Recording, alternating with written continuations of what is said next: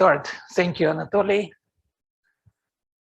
This way I will not confuse left and right hand, and I have a brighter pointer. The key word here is biophotonics. That's actually the word of the week.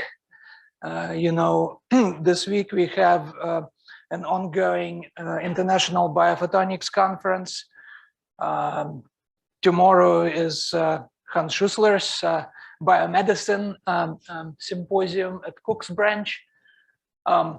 This week we are also announcing a search for a biophotonics position in physics and astronomy. So this is a good time to give this talk. The reason I believe I was invited to give this talk is this. Let's see. No, this one doesn't work.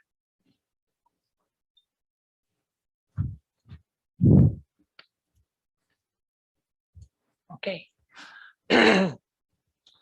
This is probably the reason why I was invited to give this talk, this cover article in the Biophotonics magazine on vibrational spectroscopy that identifies viruses.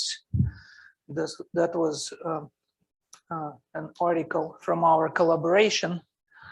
And I want to start by trying to convince you how this problem of identifying viruses, studying viruses, is not only important and timely, it's also very interesting. It's quite exciting to study these guys.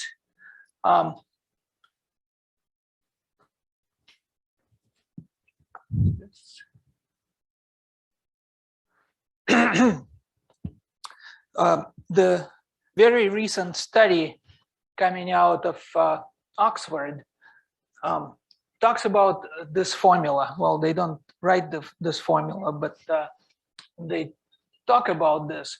The probability of coronavirus infecting a person when people involved are vaccinated or not vaccinated.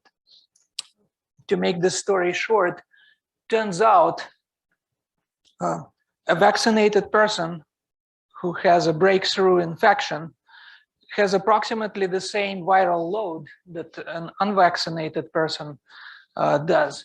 And still, surprisingly, with the same number of viruses, viral particles called virions, with the same number of these bad guys, a vaccinated person has a lower probability of infecting another person by a probability lower by 65%, according to this study, which is still in peer review, but it looks very good to people, including experts. And the hypothesis is that this is happening because viral particles in a vaccinated person's saliva are covered with antibodies and are at least partially disactivated. How do we check and confirm or disprove this hypothesis? How can we look at this picture and see what's going on? Well, I need to remind you, the scale bar here is tiny. These particles are way below the well-known diffraction limit of optical microscopy. So we cannot put this sample under the microscope and look at it. What can we do? Well, there are ideas. And we are working in this direction. Here is a paper from the year before, from soon after the pandemic started. And upon a possible answer, a possible tool to use in this situation is this faster cars microscope. As my lecture goes, I'll be telling you about various ingredients of this technique, and I'll tell you what CARS is and what faster car is, and so forth. But to cut to the chase, I can tell you right now that this is a tool that allows us to scan a sample containing viral particles and map it out with chemical sensitivity and with nanometer resolution. We can go orders of magnitude beyond optical diffraction limit and detect spectroscopic signatures of various chemicals. And we can use these spectroscopic fingerprints to identify viruses and other nanoparticles.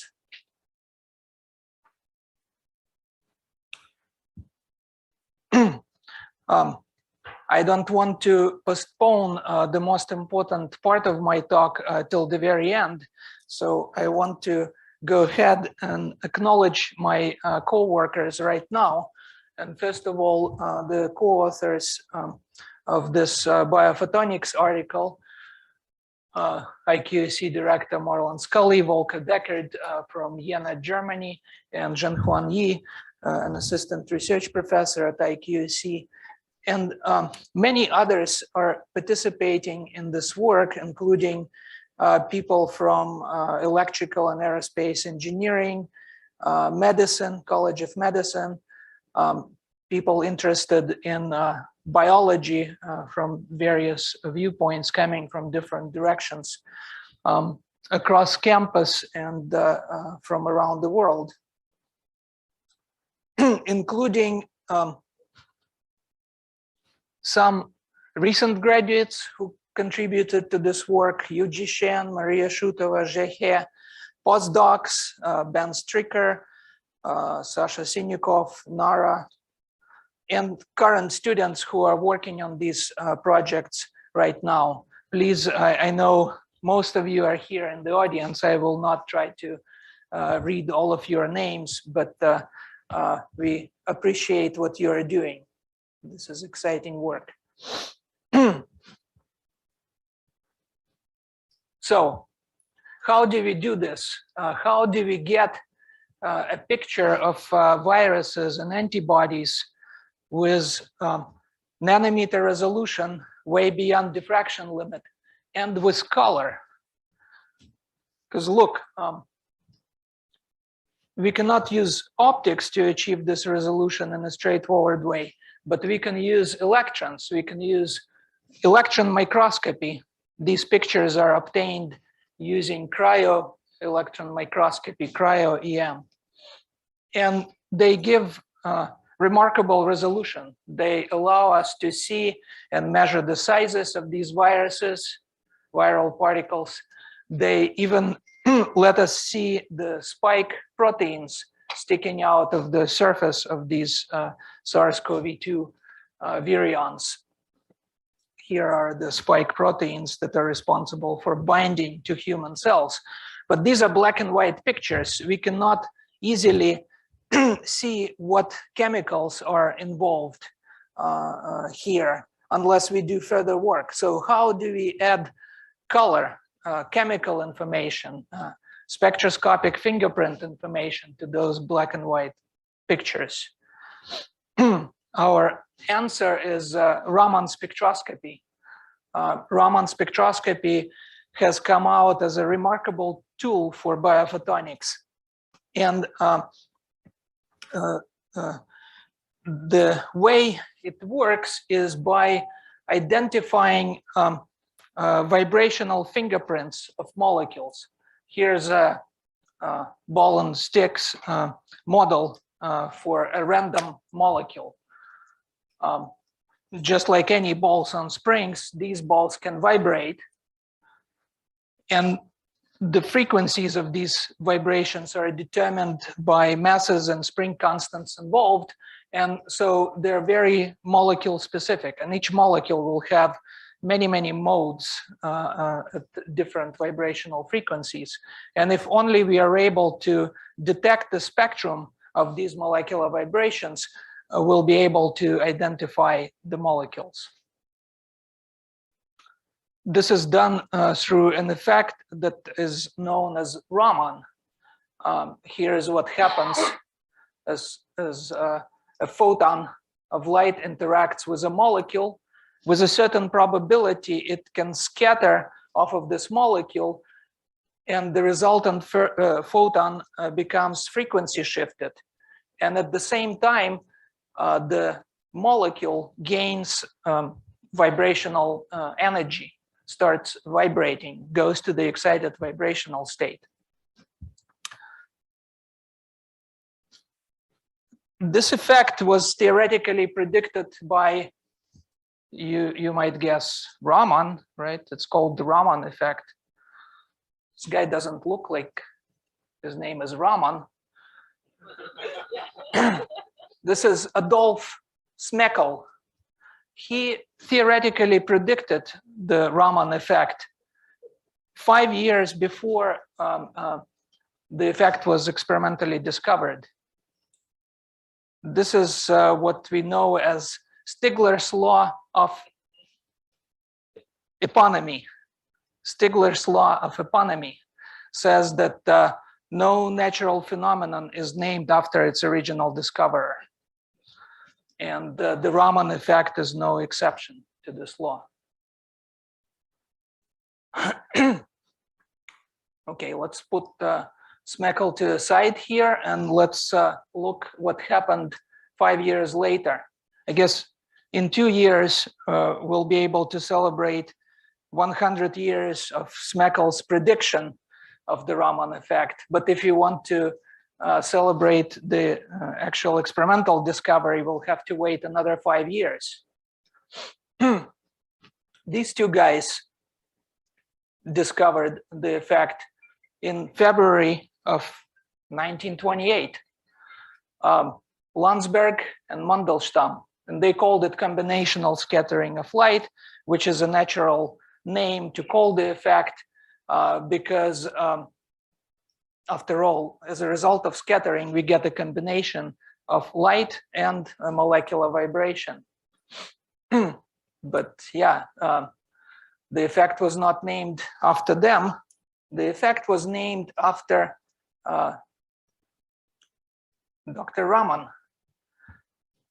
And he was the one to receive the 1930 Nobel Prize for his experimental discovery, which occurred essentially within a week from the discovery by these Russians. And clearly they did not communicate within this week of time. They didn't know about each other's work. And moreover, it looks like they didn't know about Smekel's work either. That's what you get for being a theorist.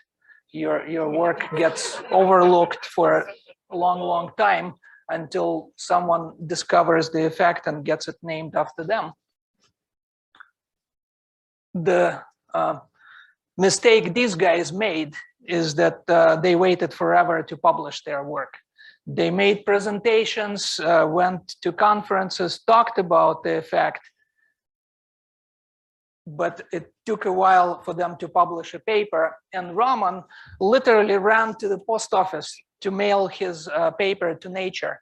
And it was published very quickly. Alexei, you have a question?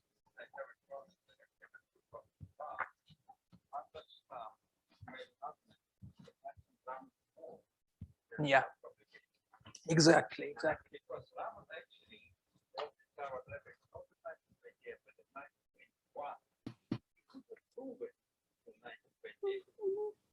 Could you repeat question by Alexei? Let's go on, and maybe later on we'll discuss all this.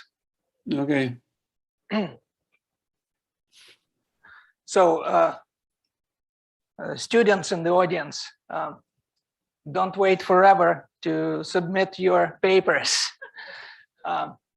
Publish what you got, and work on experiments. Don't just be satisfied by making a theoretical prediction. Back to our story about this laser spectroscopic technique for detecting viruses. The person who taught us how to do it is Volker Deckard from Germany. He was visiting here right when the pandemic started, and we were lucky, and maybe he considered himself a little bit unlucky, because he got stuck here planes stopped flying. He couldn't go back home. He got stuck here for some extra weeks. And he taught us all of his tricks of tip-enhanced techniques, tip-enhanced Raman in particular. And this is how well this technique works. You scan a sample and you get a topographical image, a landscape of the virus. In this work, we were comparing the Spanish influenza virus, H1N1, to a Coxsackie virus, which is actually a virus that attacks bacteria, a bacteriophage. And these are their AFM, atomic force microscope profiles. They just look like small blobs. And it's the tip-enhanced Raman fingerprint that allows us to distinguish the two viruses quite clearly. So the two traces here and here show that the result is well reproducible and dramatically different between the two viruses. Here's another example from the year before. And this is a remarkable experiment that one of our talented recent graduates did. Jehe scanned a DNA molecule, a single-stranded DNA molecule immobilized on the surface. He scanned it using a sharp metallized tip, and he could read off him and people who worked with him in the lab read off the letters of the genetic code of life, letter by letter. This is the artist's perception of their experiment. This is supposed to be a DNA molecule, and this is the sharp tip that reads the letters through their molecular fingerprints one by one. How does this tip work? Well, at some level, it's simple. It works kind of by analogy with a TV antenna. There are a lot of commonalities, but there are some important differences in the underlying physics. The amazing properties of small metal particles interacting with light were actually known to people without any knowledge of the underlying physics. The properties were known to people for ages, for centuries. These stained glass windows from Sainte-Chapelle in Paris contain gold nanoparticles that are responsible for the red color. Even before this, look, in the 4th century AD, while the Roman Empire was going through its crisis, the people there knew how to do these amazing things. This is the famous Luthergus cup kept at the British Museum. And it looks very different when you look at it with a flashlight from outside and when you put the light behind the cup. And this difference is because of how gold and silver particles embedded in the glass interact with light. So very interesting, very beautiful. And this is the underlying physics, some of it at least. It's what's called localized surface plasmon physics. These metal particles contain charge carriers, electrons, that can be displaced by the electric field of a laser or sunlight. Doesn't matter. It interacts with the electrons, and the electrons can oscillate back and forth as they get displaced by the field. There is a restoring force, and there is a natural resonance for this oscillation. And when light frequency coincides with this natural frequency, enhanced interaction happens. And this enhanced interaction is the phenomenon responsible for beautiful colors of stained glass that contains these particles. When we have more than small particles, when we have more complicated plasmonic nano-antennas, then this additional effect becomes important. Surface plasmon polariton is a propagating thing that occurs on a metal surface. It's this similar kind of an excitation, but now it can propagate along the surface. And that's the part of the physical difference between the workings of a plasmonic nano-antenna and a TV antenna. Surface plasmon polaritons play no role here.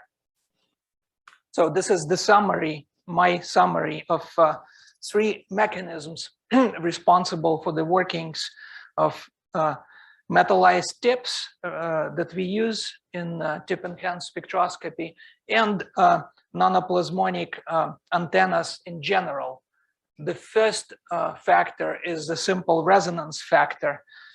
Light field pushes electrons and they oscillate, and when there is resonance, the oscillation is enhanced. This second factor, I think this picture describes it better than I can say it in words, is the so-called lightning rod effect due to a sharp tip. And the third factor is the surface plasmon polariton thing, the surface plasmon polariton physics that allows these excitations to propagate toward edges and sharp points and focus there. So there is focusing of these surface plasmon polaritons near tips. And here is another paper, more recent paper by Gehe and group, now using this kind of a plasmonic nano-antenna to sequence an RNA molecule.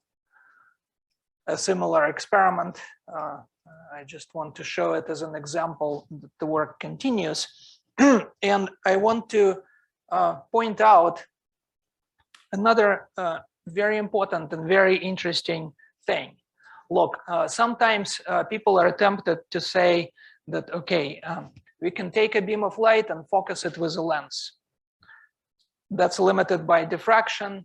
Wavelengths divided by 2 is the diffraction limit. Now, we add in a tip, and it works as a plasmonic lens that focuses light another couple orders, 2-3 orders of magnitude tighter. Well, it's a good story, but it's not the full story. There is more going on. The plasmonic nanotip focuses more than just the incoming light. Turns out it focuses the vacuum fluctuations responsible for Raman scattering. And how do we know that? It's because we measure the enhancement factor, and we see, this is a well-known fact now, that the scattering enhancement factor is proportional to the electric field enhancement factor to the force power. If it was just intensity of the focused light, it would be E squared, but we have E to the fourth, and that's due to the focusing of vacuum fluctuations, or what is known, otherwise known as Parcel effect. People in my undergraduate class recognize this guy in the context of NMR. Ed Purcell, Edward Mills Purcell, this is his Wikipedia page. Let's see what he is known for. Here's what he's known for: nuclear magnetic resonance, NMR. Was it named after him? Well, no, but at least he got a Nobel Prize for NMR. He did a whole bunch of other remarkable things. Look, this 21 centimeter line is the radio frequency that he was the first to detect coming from outer space, the famous hyperfine splitting of neutral hydrogen that allowed astronomers to see the spiraling arms of the Milky Way for the first time. So this was his discovery that started the whole field of radio astronomy. He did some work later on in his life on life at low Reynolds numbers, and he discovered and formulated this theorem. It didn't get named after him, got named after Scallop instead, the Scallop theorem. Well, he got something named after him, Smith-Parcel effect, but that's not what we are talking about here. I was kind of surprised that some of his other very important discoveries were not mentioned on this Wikipedia page, including his contribution to negative spin temperature, a concept crucial for later developments in laser physics, and the Parcel effect, Parcel factor that was formulated and spelled out in this half-page contribution to Physical Review. Can you believe it? That's all it was. I didn't cut the page. That's the whole paper. And it introduces and spells out the Parcel effect. Well, I guess he didn't have a lot of time to write papers. 1946 was also the year when he discovered NMR that won him a Nobel Prize soon after. But in this paper, he is talking about small metallic particles. He wants to put small metallic particles into a nuclear magnetic medium. And he predicts by his formula, F is the Parcel factor. And he predicts an enhancement of 10 to 20, 10 to the power 20. A remarkable paper and a remarkable man. As James Clerk Maxwell once said, in science, it's when we take some interest in the great discoverers and their lives that it becomes endurable. And only when we begin to trace the development of ideas that it becomes fascinating.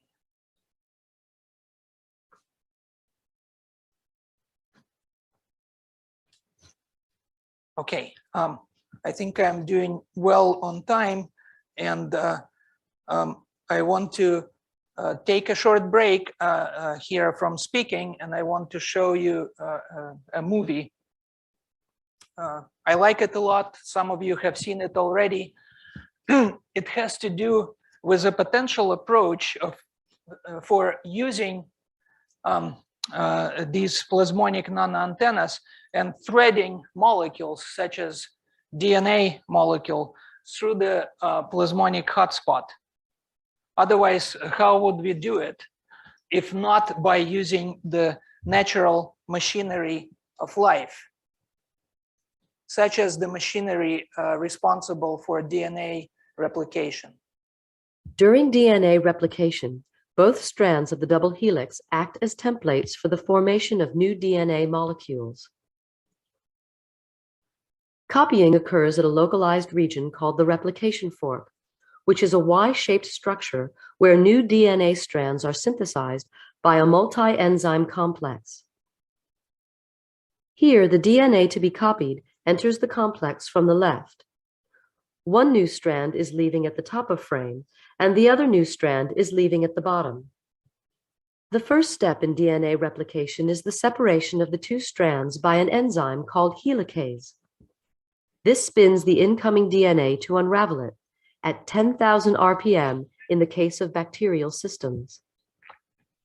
The separated strands are called 3' and 5'. This is kind of what we want to use. Distinguished by the direction in which their component nucleotides join up. The 3' DNA strand, also known as the leading strand, is diverted to a DNA polymerase and is used as a continuous template for the synthesis of the first daughter DNA helix. The other half of the DNA double helix, known as the lagging strand, has the opposite 3' to 5' orientation and consequently requires a more complicated copying mechanism.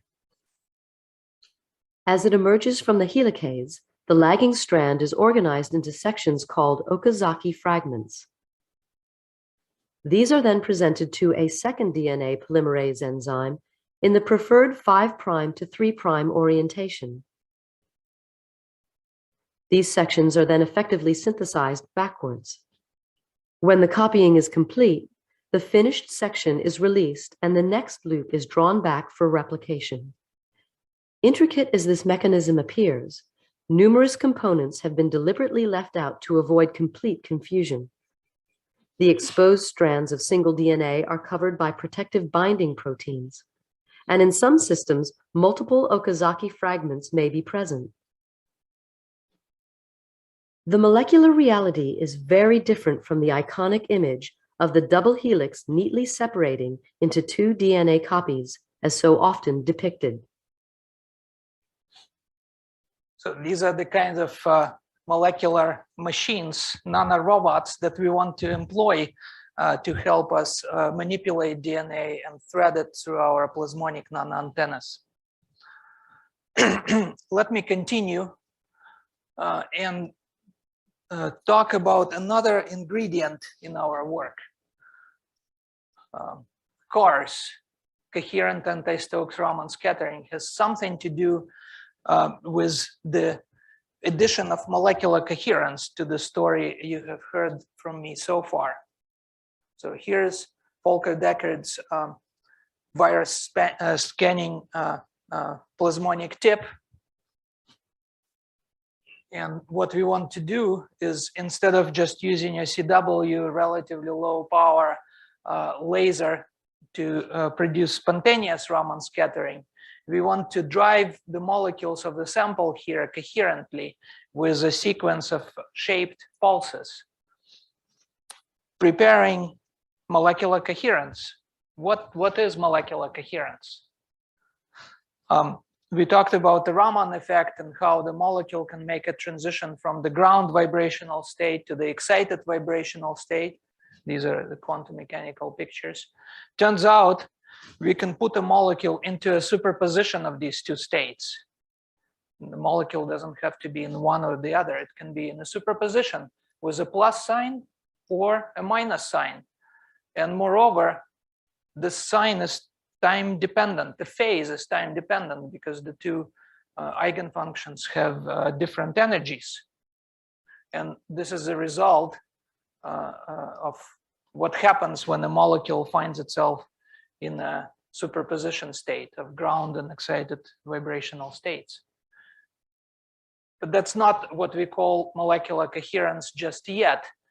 To have molecular coherence means to have this superposition and to have a large number of molecules that all are doing this dance in unison.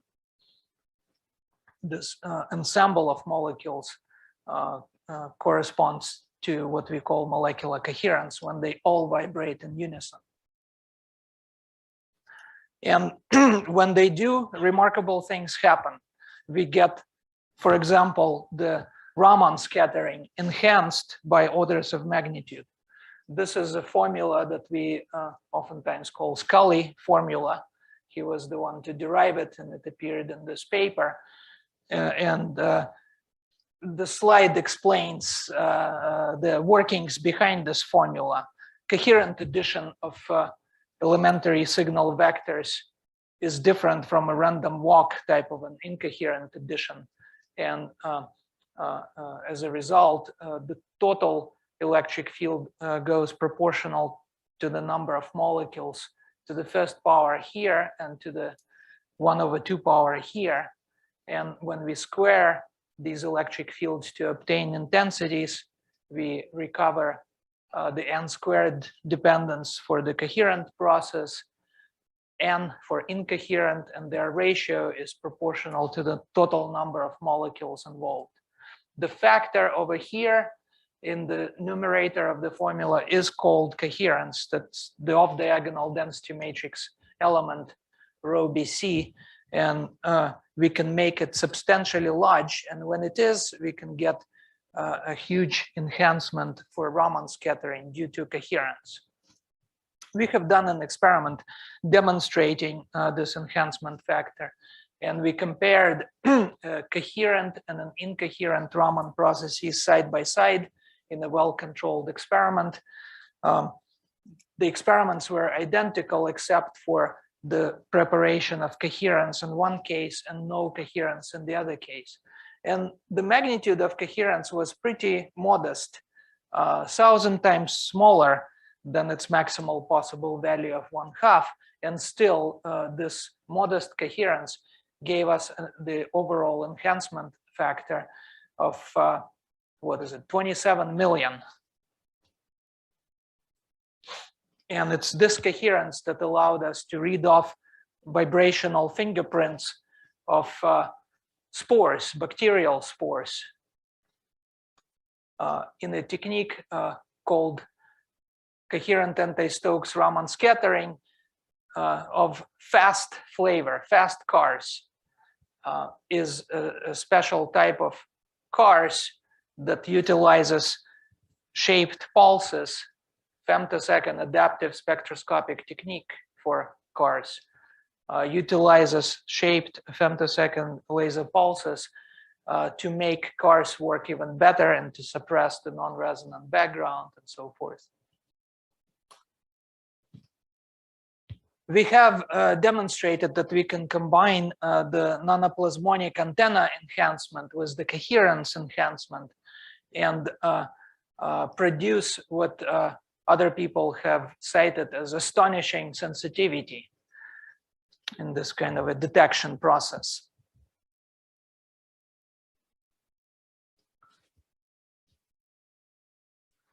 In my remaining time, I'd like to talk about another nuance of molecular coherence and what can happen when we have coherent molecular excitation. Look at this picture here. Here's a set of vibrating molecules, and they look coherent. They do something in unison.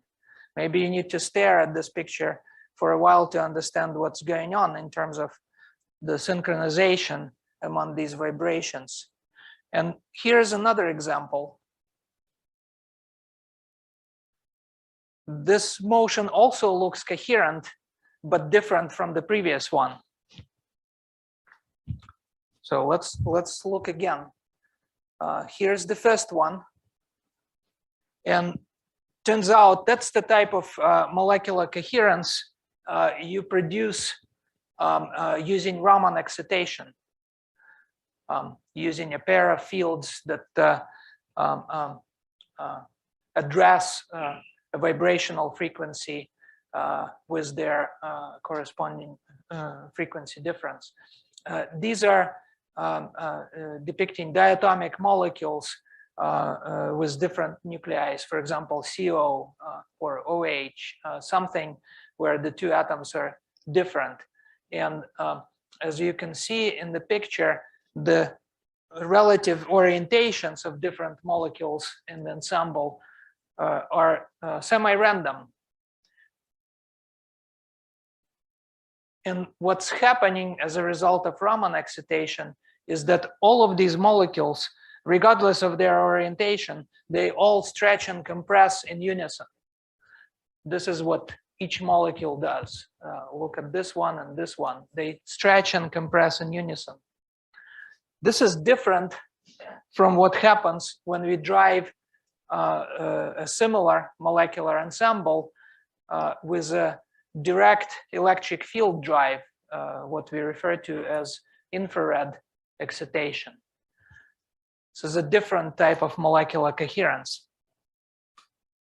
You see here all the blue balls move in unison and all green balls move in unison. But if you focus on these two molecules, you see that they oscillate, stretch and compress in counter phase. So this is a different kind of molecular coherence. This is also a coherent ensemble, but different from the previous one. And you can imagine how the considerations of symmetry become super important when you talk about these excitations. In fact, for many molecules, For simplest molecules like these ones, diatomic molecules, oftentimes if one excitation is allowed, the other one is forbidden by symmetry. But that's not always the case. Many more complicated molecules, in fact, most more complicated molecules can be driven either by an infrared excitation or Raman excitation, and they can be excited into either one of the two coherent states. Again, symmetry turns out to play an important role and tell us how we can probe either one of the coherences. It turns out if you try to probe an infrared excited coherence in the way you would probe a Raman coherence, it would not work. Phases would cancel out and you would not get a result. Instead, if you have excited molecular vibrations through a direct infrared drive, the simplest thing you can do is use a 2-photon probe to scatter off of this molecular vibration and produce a frequency that becomes your signal frequency and can allow you to read off the vibrational fingerprints. So it's very interesting to think about the symmetries of nature here. And plus, this technique turns out to be quite practical. By applying mid-infrared fields and near-infrared fields, we generate a visible signal which is easily detectable by an ordinary CCD camera. This experiment becomes very doable and potentially practical, potentially be made into a practical device that would allow us to read off molecular fingerprints even better than before. This is how the setup of this experiment looks. We use a femtosecond amplified system. It's quite a remarkable thing in its own, producing a power equal in magnitude to the power production of all nuclear plants in the United States combined. Yeah, I checked the numbers. This box, it's about this big, produces the power of all nuclear power plants in the United States combined. The caveat is that it only does it for a very short time, few tenths of femtoseconds.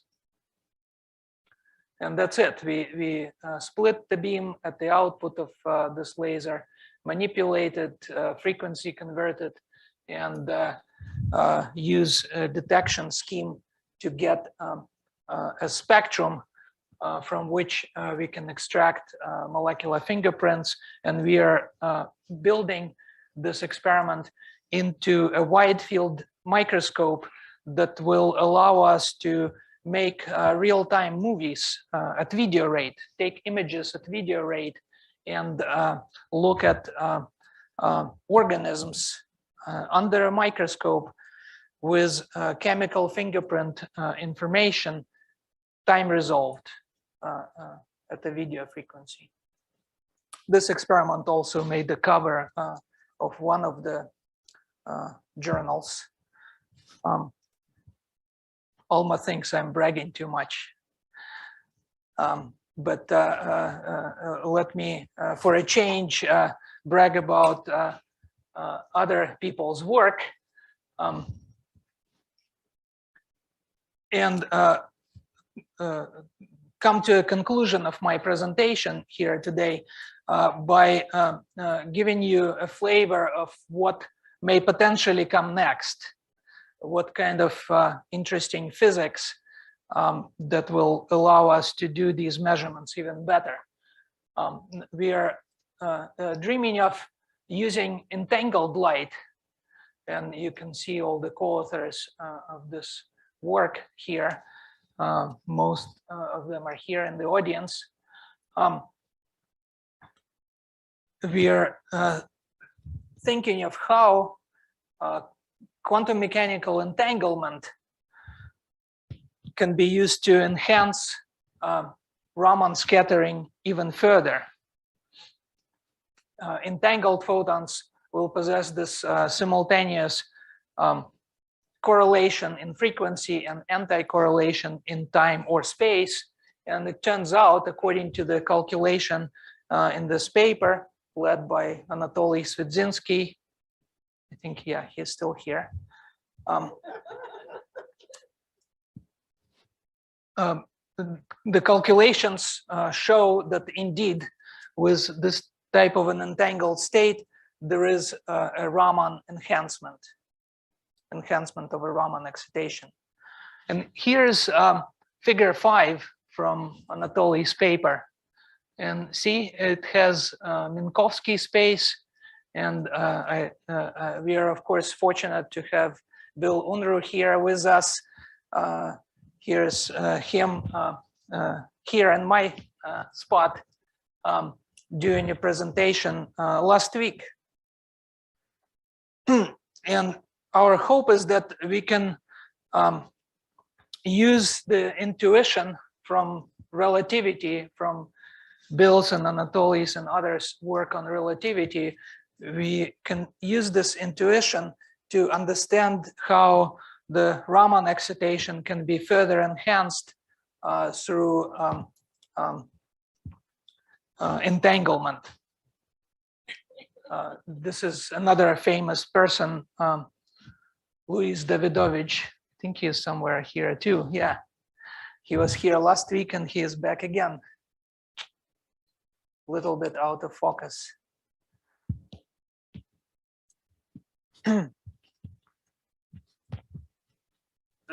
Bill Unruh made it onto famous Feynman's blackboard.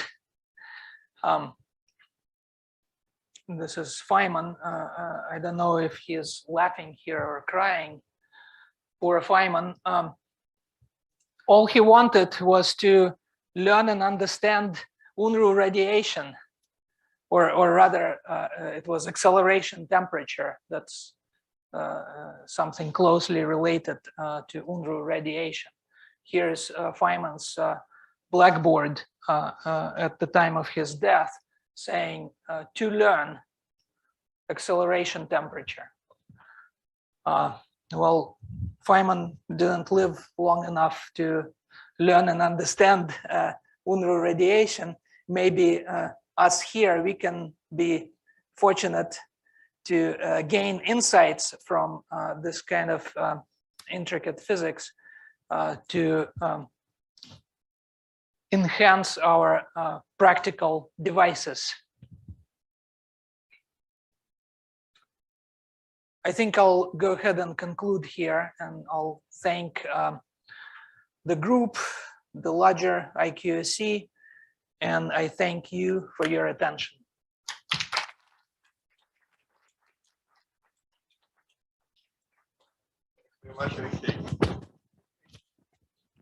Now we can have a discussion of Raman and what he knew in 1921.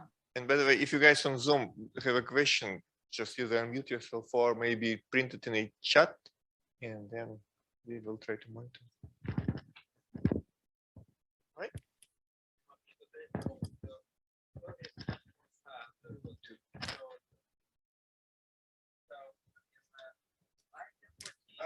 Here, Alexei.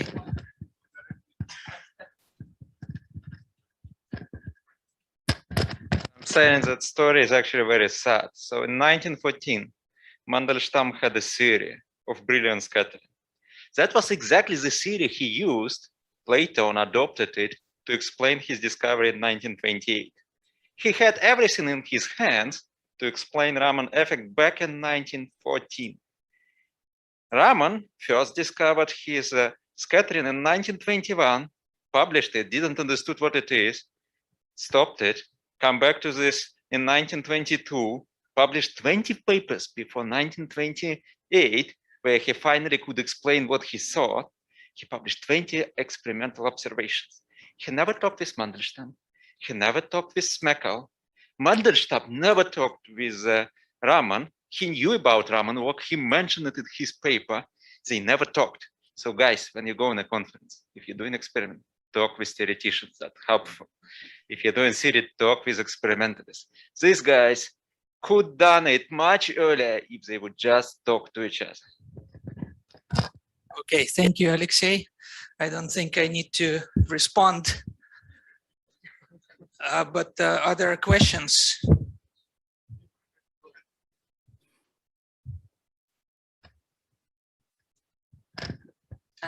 Yeah, first of all, I have to say that I was not thinking that Alexei was bragging so much. I was totally impressed by all the covers. That to my defense. And my question is regarding the level of coherence. You mentioned several papers in 2007. How specifically do you measure the level of coherence? With what precision, and what's the, how do you take into account the intensity fluctuations of typically you get in your lasers? How stable has to be your laser to make sure you are saying, okay, that's my level of coherence, right? Yeah, I think you got it. We have an independent measurement of the level of coherence through a calculation, and our lasers fluctuate, but not as much. Maybe the fluctuation is at the level of few percent. Yeah, and we use the formula to calculate this value, and then we compare the result, the enhancement factor, with the formula. So we have a double check on these values.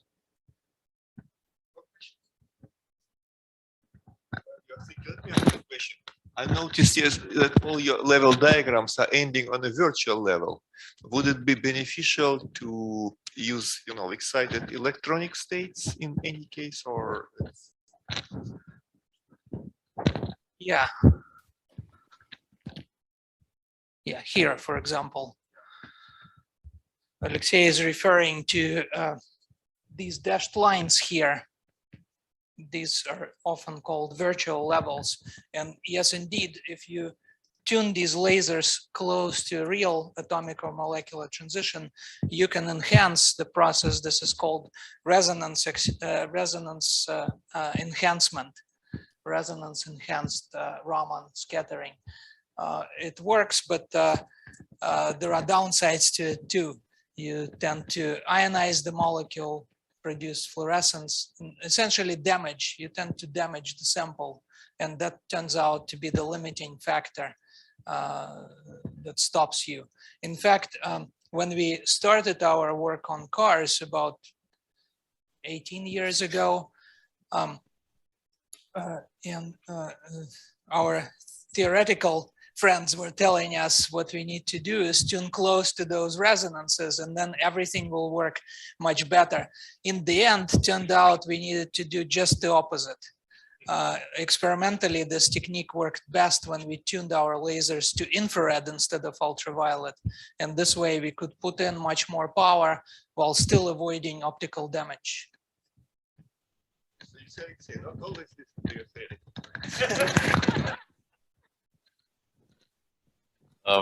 A half-baked thought stemming from your plasmon enhancement. If one had a nanoscale fine powder of a ceramic material with very different crystal axes, is it conceivable to use a plasmon enhanced surface field to texture the orientation of the particles in that powder so that, so to speak, you can line up the A-axis to be in parallel amongst all of the many particles? And we're talking nanoscale for the particle size. Different. Yeah, this is a good question. I have not thought about this. And I was listening to you, Peter. I thought you were going to ask something else. But this is an interesting question. I don't know if we can move the crystals and reorient them, but we can certainly detect their orientation using Raman scattering, tip-enhanced Raman scattering. We can certainly measure it. I don't know if you can manipulate it. What I thought you were going to ask is whether we can use some of these novel materials instead of metals to achieve plasmon-like enhancement. And yes, we can. And we have tried things like MOS2, one of the popular novel materials. And it turns out to work quite well and produce plasmon-like enhancement for Raman scattering.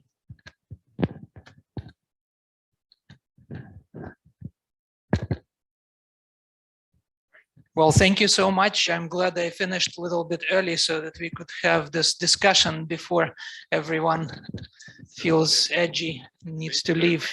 Thank you very much. If you guys have any more questions in the meantime, just go ahead, go forward.